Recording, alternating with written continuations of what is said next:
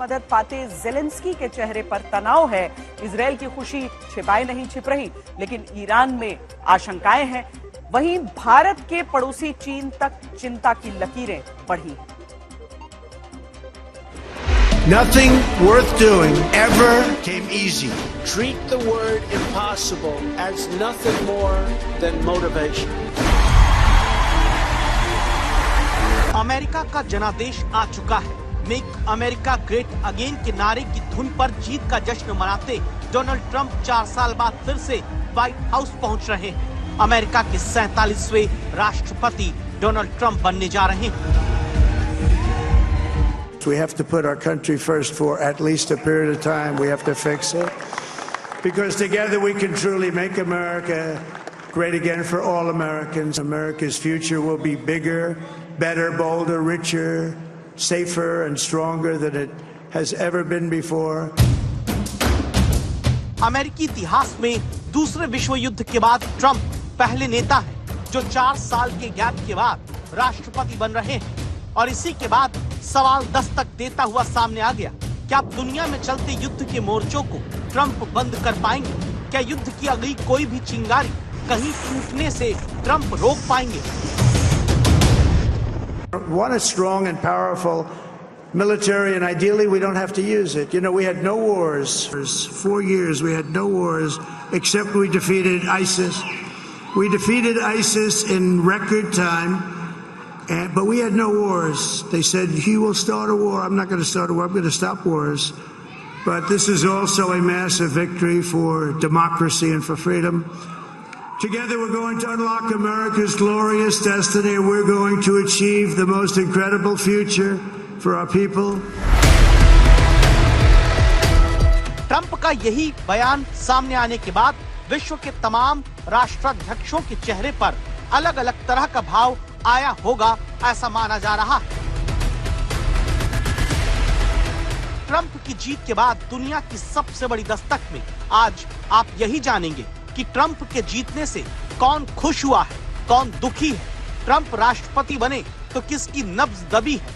Trump के आने से कहां दीप जले हैं, कहां दिल। ट्रंप युद्ध रोकेंगे तो किसके चेहरे की हवाइयां उड़ी हैं। ट्रंप के हाथ में पावर है तो कैसे बदला वर्ल्ड ऑर्डर है। क्या भारत ने दुनिया में युद्ध रोकने की जो बात कही है उसी पर ट्रंप आगे चलने वाले हैं? इसीलिए प्रधानमंत्री नरेंद्र मोदी ने मेरे दोस्त ट्रंप कहते हुए बधाई दी है। क्या ट्रंप के युद्ध रोकने की बात करने से पुतिन के चेहरे पर एक सस्पेंस भरी मुस्कान सामने आ गई है? अगर हाँ, तो इसकी वजह क्या है?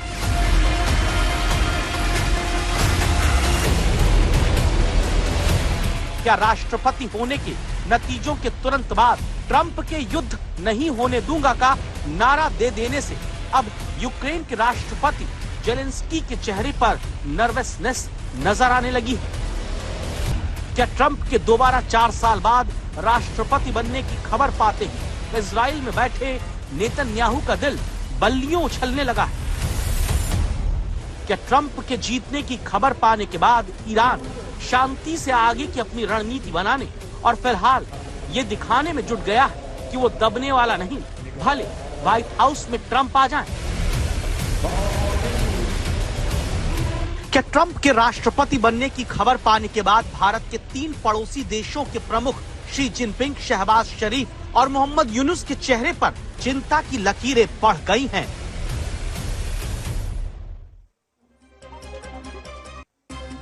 33 महीने हो चुके हैं, रूस और यूक्रेन का युद्ध अभी भी जारी है। लेकिन क्या अब जनवरी में शपथ लेने के बाद सबसे पहले इसी युद्ध को रुकवाने के लिए ट्रंप के कदम बढ़ेंगे?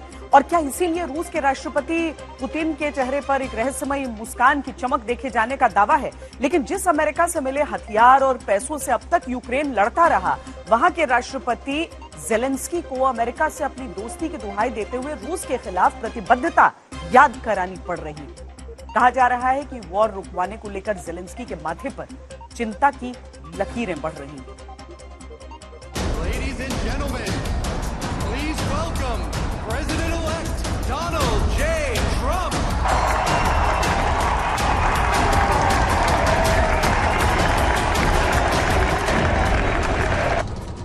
दुनिया की सबसे बड़ी खबर के तौर पर ट्रंप अखबारों की हेडलाइंस में हैं। ट्रंप की ऐतिहासिक व्हाइट हाउस वापसी को लेकर अब दुनिया के बाकी देशों के स्टैंड पर सबकी नजर लगी है और निगाह इस बात पर सबकी टिकी है, क्या 33 महीने से जारी रूस यूक्रेन का युद्ध भी अब ट्रंप रोक पाएंगे? क्या जनवरी में शपथ लेने के बाद ट्रंप का पहला एजेंडा रूस यूक्रेन का युद्ध रोकना होगा? क्योंकि चुनाव जीतते ही युद्ध नहीं होने दूंगा की बात कहने वाले ट्रंप चुनाव के दौरान भी ये कहते आए हैं कि वो रूस और यूक्रेन का युद्ध रुकवा सकते हैं।